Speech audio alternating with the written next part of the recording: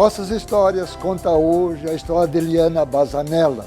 Ela é a presidente da Associação Rio Grandense de Propaganda e diretora executiva da DOIT, empresa da qual é sócia fundadora.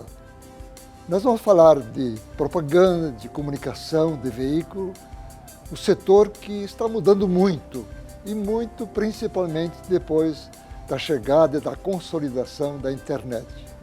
Eliana, o que já mudou e o que vai mudar a comunicação, os veículos, a propaganda?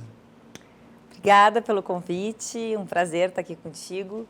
Pergunta fácil é o que mudou, mudou muito, né? E o que vai mudar, essa é uma pergunta difícil, né? Porque cada vez mais a gente percebe que a mudança ela é necessária para a gente se adaptar aos novos modelos, às novas características das pessoas, né? Do cotidiano das pessoas.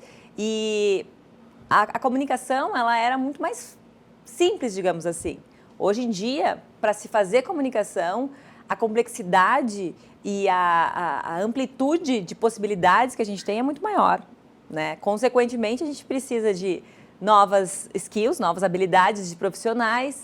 Então, a gente tem um leque de opções. É muito difícil hoje a decisão de um profissional de marketing que administra a marca, né, de um produto, um serviço, saber o que eu faço para atingir os resultados que eu preciso. E mudou também para nós comunicadores, porque antes éramos um grupo, hoje é a multidão das redes sociais. Na verdade a gente tem... a comunicação ela era dirigida, né, de uma mão só. Então, o veículo passava a informação e o consumidor recebia essa informação sem poder interagir, sem poder participar. Hoje em dia não, né? A gente sabe que qualquer coisa que aconteça, mesmo que seja num veículo de massa, as pessoas na hora, em tempo real, participam, comentam, colocam as suas expressões sobre o que está acontecendo. Então a gente tem uma credibilidade cada vez mais focada no conteúdo que é colocado para as pessoas, à disposição das pessoas, né? Porque a internet, ela te possibilita acesso a muita coisa.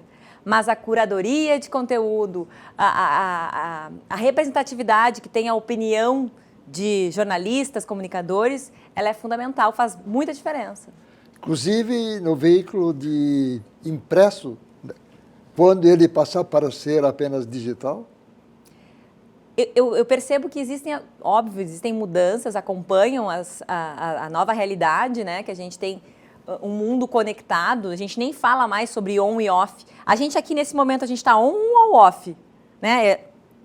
A gente não sabe, a tecnologia ela é tão onipresente na nossa vida que a gente acaba interagindo com todos os canais, com todos os veículos.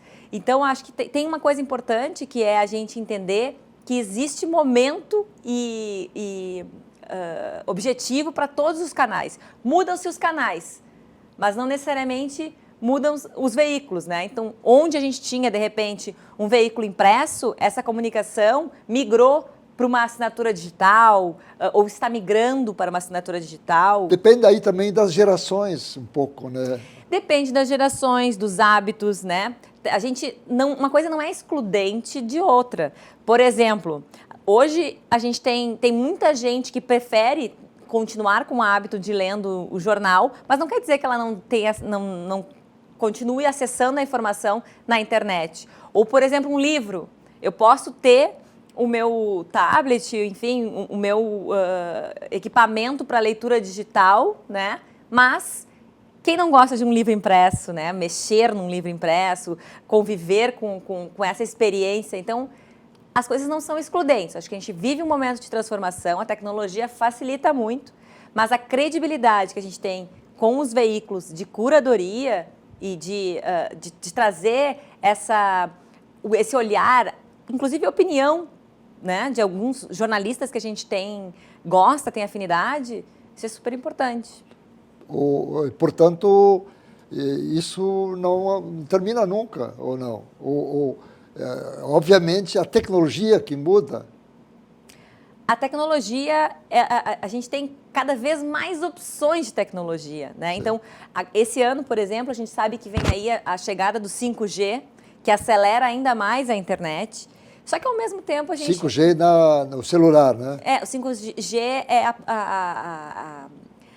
a velocidade da internet, né, que vai ser ainda maior. Então, as coisas vão estar mais em tempo real para nós, disponível em tempo real para nós. Mas a gente também sabe, e tem que ter essa consciência, de que a gente vive num país onde as pessoas não necessariamente têm acesso à internet e internet de qualidade, né? Então, muitas vezes as pessoas falam a partir dos seus hábitos, a partir do que elas são acostumadas a consumir e não percebem que a grande maioria da população ainda tem acesso restrito à internet. E o 5G vai demorar um pouquinho ainda para ser um hábito na vida da maioria das pessoas, né? Dos veículos ainda, a televisão é o que tem, digamos, maior volume, maior número de... A televisão ela é caracterizada por impacto, né, e por alcance. Ainda nada substitui no Brasil o impacto que a gente consegue ter uma marca, por exemplo. Quando a gente coloca essa marca na TV, ela ganha uma dimensão que é muito difícil de construir com a internet. Aí a gente vai comentar exemplos. Ok, Eliana, mas e como é que a gente justifica uma eleição, por exemplo, que teve todo um trabalho de redes sociais, que teve um impacto enorme em função de estratégia de redes sociais?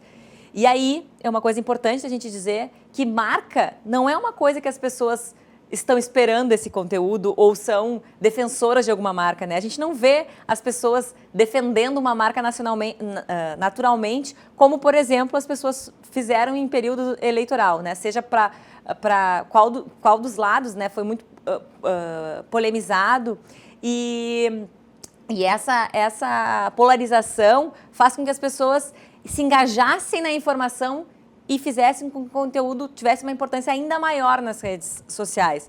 Outro exemplo, muitas marcas digitais surgiram sem contar com TV, né? A gente tem aí N exemplos, Nubank, Airbnb, Uber, e aí as pessoas também perguntam, como é que essas marcas cresceram sem veículos tradicionais? E a resposta? E a resposta é, gente, que tipo de serviço que a gente está falando, né? Uma coisa é tu oferecer para o consumidor um facilitador na sua vida, né? Algo que vai mudar a sua vida. Todos esses exemplos que eu comentei são novidades do mercado. As pessoas querem saber, as pessoas sabem que isso, de alguma forma, é algo que pode trazer um benefício. Será que as nossas marcas, que a gente costuma fazer comunicação, elas têm esse potencial de levar algum diferencial? Quando anuncio, por exemplo, setor imobiliário, quando anunciam qualquer tipo de varejo, será que as pessoas estão esperando por essa informação como um benefício para si? Então, essa é a grande diferença. Mas acho que é importante a gente destacar que os meios não exclui o outro. Existe momento certo e hora certa para todos os veículos. Por isso que cada vez está mais complexo. Eu me lembro, que sou mais antigo, me lembro quando veio a televisão. Vai acabar o rádio. Vai acabar o rádio. Não acabou. Aliás, é uma pergunta sobre isso, né? Falaste que o impacto o maior impacto é da televisão, mas o acesso mais fácil é do rádio, porque nem todos, mas uma grande parte dos que têm celular usam o celular para fazer o seu acesso usam, melhor dito, o celular para fazer o acesso à rádio, né? Independente dos meios, a informação hoje ela tem um potencial enorme de ser customizável, né? Então eu faço a minha programação. Por exemplo, o rádio, e não só o rádio, como toda a disponibilidade de conteúdo que a gente tem nos podcasts, nos faz consumir conteúdo a hora que a gente quer. O que é podcast para o telespectador? Podcast é um conteúdo que ele é produzido e ele fica disponível numa plataforma, né? Dependendo da tecnologia do telefone, tu fica disponível para te escutar, acessar via... ele funciona... Ele é o rádio moderno, digamos assim, né? Ele fica disponível para as pessoas ouvirem um tempo que elas quiserem, quando elas quiserem. Então, eu tenho disponível uma plataforma, conteúdo, e eu vou lá, entro, acesso determinado conteúdo e ouço na hora que eu quiser. Você até deu um exemplo quando nós conversamos antes de estarmos ao vivo. Quando sai para o trabalho, você escuta, digamos, uma gravação, né? É uma gravação, né? Portanto, de um programa, e você se atualiza sem precisar ler quando está no carro, por exemplo. Por isso que eu acho que é uma questão de... a tecnologia, ela ajuda e ela melhora os meios, né? Mas, por exemplo, os veículos tradicionais, eles também usam a tecnologia para disponibilizar conteúdo de outra forma. Um exemplo, eu estava te comentando, eu me atualizo todos os dias, eu saio de casa ouvindo o programa Café da Manhã da Folha. Então, a Folha, um veículo tradicional... Folha de São Paulo, né? A Folha de São Paulo, ela tem disponível em outra plataforma um conteúdo com toda a credibilidade, com toda a curadoria, com toda a força que essa marca construiu nesse tempo todo. Então, eu não leio a Folha de manhã, mas eu otimizo meu tempo no meu deslocamento para o trabalho ouvindo um podcast. E não só isso, eu ouço muito podcast. Eu sou, hoje, uma pessoa que consome muito conteúdo por meio de podcast, por meio, não só também de TV aberta. Eu, particularmente, a gente tem disponível cada vez mais o streaming, né, que é a televisão também sob demanda. As pessoas consomem entretenimento de acordo com a sua característica, com a sua personalidade. Eu consigo, na mesma casa, ter pessoas em televisões diferentes, assistindo conteúdo diferentes, no mobile, assistindo conteúdo diferente, via canais diferentes e normalmente juntos, né? Que a gente assiste muitas vezes essa cena, cada um fazendo a sua escolha por conteúdo. Liana, nós vamos fazer um intervalo e na volta nós vamos conversar um pouco sobre a tua história. Nós estamos no Nossas Histórias, que é um oferecimento do BRDE, o banco que liga você ao desenvolvimento. Um intervalo e já voltamos.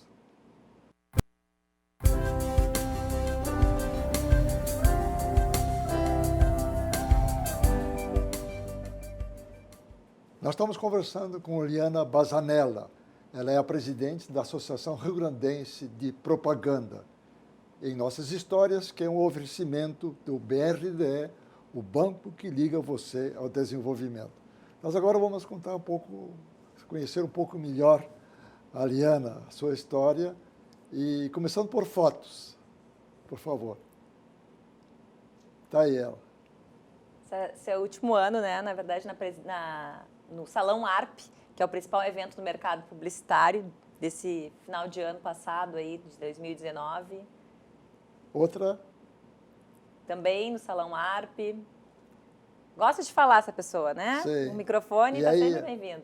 Aqui é o nosso novo time, nossa diretoria que assumiu a nova gestão, né? Nós ficamos 2 anos e agora a gente está assumindo mais 2 anos a gestão. E olha um time de talentos que eu tenho o prazer de ter comigo. Na associação? Na associação. Um time de diretores e conselheiros. Aqui são os meus sócios, né? O César Paz e o Cristiano Fragoso. Sócios da... Duit, né? Que é a nossa empresa focada em estratégia e orquestração de comunicação. Fotos que a gente gosta muito. Aqui é uma experiência que eu tive na Universidade de Ohio. Muito bacana, muito legal, falando sobre liderança, né? Um curso de liderança. Aqui também, essa foi o primeiro grupo, o primeiro time de diretoria da ARP, da primeira gestão, e a gente ampliou no final de 2018, e agora a gente ampliou de novo. Isso também foi uma imersão que eu fiz no Vale do Silício, passando por todas as empresas de tecnologia de lá, conhecendo os novos modelos e novos formatos de comunicação. Quanto tempo ficou lá? No Vale do Silício, 15 dias. Sim. E aí... Em Ohio? Em Ohio, eu fiquei 1 mês. Aham. Outra foto.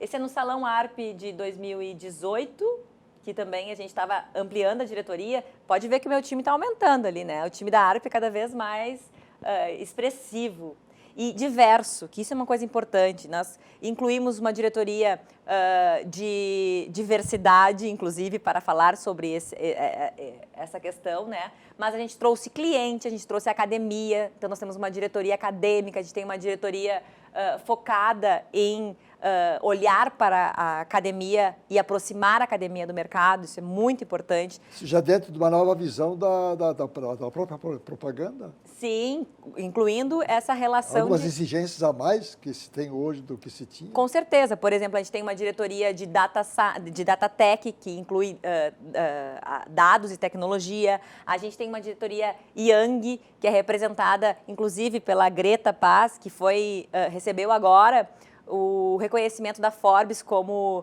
Under 30, que eu acho que é uma coisa muito legal, né? Uma gaúcha que teve em destaque entre os principais jovens com menos de 30 anos que se destacam por empreendedorismo. Aqui também mulheres, grandes mulheres no nosso mercado, que eu acho que é importante a gente destacar. A gente fala sobre isso e mostra muito as mulheres como referência. A gente precisa de exemplos de mulheres que fazem acontecer aqui, empresárias, né? A Lara de agência, a gente tem a Ana, que está à frente hoje da Gangue, que vem de uma família de mulheres fortes, a gente tem a Andiara, que está à frente Mas são poucas ainda, né? É. Tanto que você é a primeira presidente da mulher.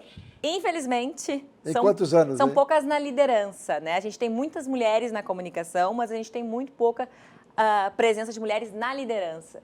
E é bacana, assim, quando a gente olha e vê esse histórico. Essa foi a posse da nossa gestão e a gente teve um momento importante, emblemático, que a gente mostrou a quantidade de mulheres que estavam num evento de 700 pessoas, que era a grande maioria, e a gente estava mostrando que depois de 62 anos a gente estava chegando à liderança.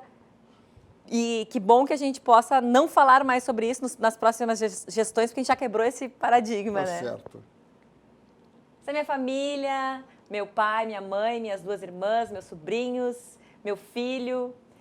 Eu sou filha de um casal italiano, de uma família onde tem mulheres fortes. Minha mãe é uma pessoa incansável, minha avó é uma mulher muito guerreira.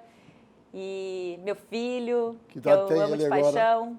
Tem 4 anos, né? E me faz aprender todo dia. Eu acho que eu sou uma pessoa que eu sou focada em novas experiências, novos conhecimentos. Eu gosto muito de aprender. E tem tempo para ele? A experiência de ser mãe é muito bom. Tenho. A gente consegue, claro. A gente faz essa também é uma percepção importante, né?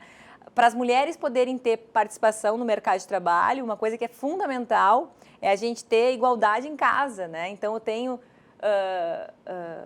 um apoio, um suporte do meu marido, que está comigo há mais de 20 anos e que divide todas as atribuições de casa, de pai, e faz com que a gente consiga ter uma equidade aí. Tem um vídeo também, rapidamente, podemos considerar. Solon Arp é o principal evento do mercado gaúcho.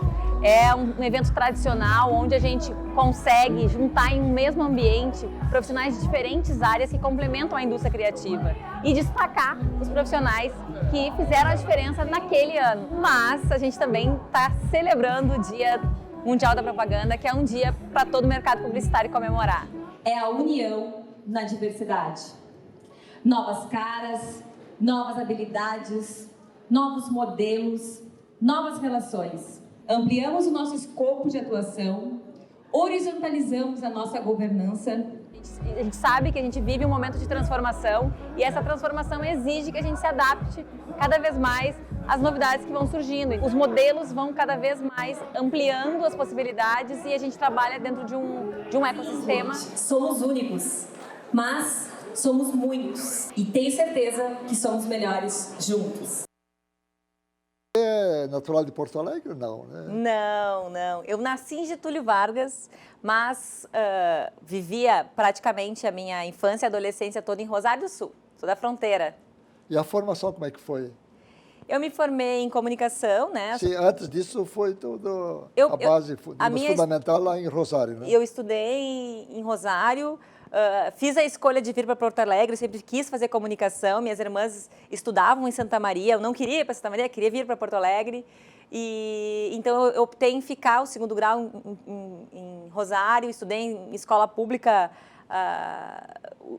o tempo inteiro, né, desde da primeira série até o 3º ano do 2º grau. Depois eu vim para Porto Alegre e já entrei na faculdade, entrei cedo na faculdade, com 16 anos, fiz comunicação, depois eu fiz especialização, MBA em marketing, comecei a minha vida profissional no outro lado do balcão, na área de marketing, né? Então, eu estou nesse universo das agências há 10 anos. Antes disso, eu era profissional de marketing, né? Então, eu tinha esse outro olhar também. Já trabalhei em diferentes segmentos, de fábrica de armas, trabalhei na Taurus, que eu acho que depois que a gente faz comunicação para um produto tão peculiar como esse, a gente vai se adaptando para outras coisas, né? E passei por indústria, serviço, depois eu fui experimentar essa cachaça que é o trabalho de comunicação em agência.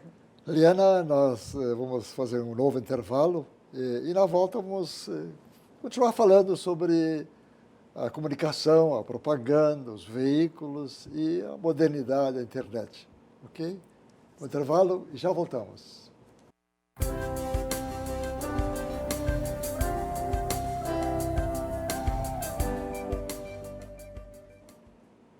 Nós estamos conversando com Liana Basanella. Ela é a presidente da Associação Rio-Grandense de Propaganda. E nossas histórias têm o oferecimento do BRDE, o banco que liga você ao desenvolvimento. Já falamos dos veículos, da propaganda, do que mudou, o que vai mudar. Aliás, pouco do que vai mudar, porque a gente não sabe para onde vamos. E falamos pouco ainda sobre a nossa propaganda aqui do Rio Grande do Sul, em especial a ARP, Associação Rio-Grandense de Propaganda. E aí? A ARP é uma instituição, é uma das instituições mais tradicionais do nosso mercado local, né? Tem 62 anos de mercado e acompanhou todas as transições que a gente teve durante todo esse período. Tem hoje um papel super importante de aproximação e até de trazer os interessados na indústria criativa para a discussão, né? Então, esses últimos anos de ARP, que foram os 2 anos da nossa gestão, a gente ampliou o nosso escopo de atuação, a gente trouxe, que eu acho que é importante a gente colocar luz em alguns assuntos. Eu sempre digo que a gente só resolve um problema quando a gente admite que ele existe, né? Então, trazer para a discussão as pessoas que fazem parte da indústria, inclusive os gestores de marca. Por exemplo, nós criamos o grupo de marketing, que hoje faz parte, interage com os outros grupos do mercado de outras áreas. Então, a gente traz cliente, agência, veículo, parceiros, para construir juntos as mudanças que a gente precisa. Acho que a gente já teve muitos ganhos com isso. E o resultado, eu acho que mostra que a gente está no caminho certo. A gente dobrou o número de sócios da ARP. Em menos de um ano, a gente dobrou o número de sócios e vem com um crescimento constante aí. Talvez as pessoas tenham sentido de que vocês estavam atendendo algumas exigências, necessidades, inclusive, né? Porque estamos todos um pouco perdidos assim, sobre o rumo, e eu acho que a propaganda talvez esteja mais preocupada com isso, né? A nossa gestão... Como fazer a comunicação que hoje exige mais coisas do que, mais conhecimentos, mais especialidades do que antigamente, né? Com certeza. A nossa gestão ela é focada em 2 pilares, que é conexão e conhecimento. Então, tudo que a gente faz tem a ver com isso, né? Em proporcionar para as pessoas essa integração, essa interação, essa troca e, ao mesmo tempo, com profundidade de conteúdo, com acesso à informação, com a curadoria dos profissionais. Então, assim, por exemplo, dar para as pessoas acesso a conhecimento, que é uma coisa... A gente tem uma necessidade de... eu sou muito fã da teoria que mostra que a gente vai ser aprendiz para sempre, né? Porque o nosso conhecimento ele é obsolescente à medida que as transformações acontecem. Então, a gente precisa sempre se abastecer de conteúdo e a ARP ela serve de plataforma para isso. E as agências funcionam hoje como ontem ou a própria agência também teve que se adequar a novas realidades? Né? Teve muita coisa... Vocês têm uma experiência interessante, né, da DOIT, não é? Vocês formam um grupo, né, de empresas, de agências. O nosso modelo de negócio ele é diferente, né? A gente tem um conceito que mostra, que valoriza as especialidades. Então, nós somos um ecossistema composto por 7 empresas, cada uma representa uma área, tem especialistas em uma área diferente. Tipo? Dados, tecnologia, mídia, né? A gente tem uma plataforma de mídia programática, por exemplo, que traz outras possibilidades de comunicação. A gente trabalha com conteúdo, com produção de conteúdo. A Duit, ela é a empresa que orquestra isso e faz a estratégia, né? Que conduz a estratégia, que é super importante. Mas são 7 empresas que trabalham. Hoje a gente tem uma estrutura aqui, que tem em torno de 100 pessoas, em Porto Alegre, que é um espaço que se chama Ecosys. E a gente tem 2 outras empresas que trabalham fora do Ecosys, mas que também fazem parte desse ecossistema. Uma delas, inclusive, fica em Pelotas, uma base em Pelotas que trabalha com design e experiência. Então, acho que esse complemento e essa possibilidade do cliente hoje comprar comunicação a partir das suas demandas e sob demanda, né, de forma customizada. Hoje eu não tenho mais uma compra onde eu pego um pacote, um escopo de atuação de uma agência e tudo está ali dentro. A gente acredita que para entregar comunicação dentro de um mundo tão complexo como a gente vive, a gente precisa de especialistas, né? E hoje a gente tem, por exemplo, dentro das 7 empresas, a gente tem profissionais sêniores e especialistas em cada uma das áreas. Tipo? Por exemplo, a gente não tem uma diversidade de habilidades com tanta senioridade nas agências. Muitas vezes a gente tem dificuldade de manter profissionais sêniores numa agência, né? A margem de uma agência hoje é muito menor, mudaram os modelos de contratação, enfim, e isso fez com que a gente tenha uma diversidade de modelos para poder atender as demandas necessárias por especialidades. E lá no Ecosys a gente tem à disposição especialistas que trabalham de forma independente, porém se complementam entre as áreas. Então a gente consegue agregar valor para a nossa entrega e para o cliente isso fica muito mais acessível, né? A criação, a propaganda em si aqui do Rio Grande do Sul, comparado com outros estados, enfim, com outros países até, como é que você conceitua? A gente é conhecido como ser um celeiro de talentos, né? A gente acaba, muitas vezes, perdendo talentos para outros mercados, para São Paulo, até para o exterior, por falta de oportunidade e até por desejo de profissionais de trabalharem com grandes marcas nacionais, marcas internacionais. Mas eu vejo que a gente tem muita qualidade técnica aqui, a gente tem trabalhos brilhantes que se destacam no mercado e que fazem a diferença para as marcas e muitas vezes a gente não valoriza, né? Muitas vezes a gente acaba não percebendo o quanto a gente tem de potencial local, quantas pessoas que a gente tem com um potencial enorme para trabalhos locais e a gente nem sempre percebe isso como deveria. O que falta ainda falar? O que tu gostarias de acentuar? Nós temos 1 minuto ainda do programa. O que eu gostaria de falar? Eu acho que tem coisas muito boas. A gente está vivendo um início de ano e eu percebo que esse 2020 está começando com uma energia diferente das pessoas para as pessoas. E eu acho que a gente tem que valorizar o lado positivo das coisas e encarar esse ano aí para poder ser um ano de sucesso para todos nós. Esta é a Liana Bazanella, presidente da Associação Rio-Grandense de Propaganda e diretora executiva da Doit, empresa da qual é sócia fundadora. Quero agradecer a tua presença aqui. Como de modo especial, eu quero agradecer a audiência deste programa, prometendo estar de volta sempre às terças-feiras, às 8h15 da noite, sempre no oferecimento do BRDE, o banco que liga você ao desenvolvimento. Até lá!